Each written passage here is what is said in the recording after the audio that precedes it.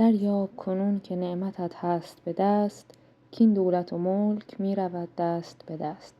سلام، به چنل من خوش اومدید. میخوایم داستان این حکایت زیبا از حضرت سعدی رو با هم بشنویم.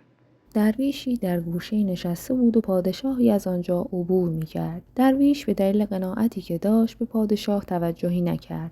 پادشاه از این بی‌اعتنایی ناراحت شد و گفت این درویشان بویی از انسانیت نبردند. وزیر پادشاه به درویش نزدیک شد و گفت ای جوانمرد، پادشاه از اینجا گذشت، چرا به او احترام نگذاشتی و آداب ادب را رعایت نکردی؟ درویش پاسخ داد سلطان را بگوی توقع خدمت از کسی دار که توقع نعمت از تو دارد و دیگر بدان که ملوک از بهر پاس رعیتند، نه رعیت از بهر طاعت ملوک. این سخنان پادشاه را تحت تأثیر قرار داد و پادشاه از درویش تقاضای پندی کرد. درویش نیز بدو گفت دریاب کنون که نعمتت هست به دست، کین دولت و ملک می رود دست به دست.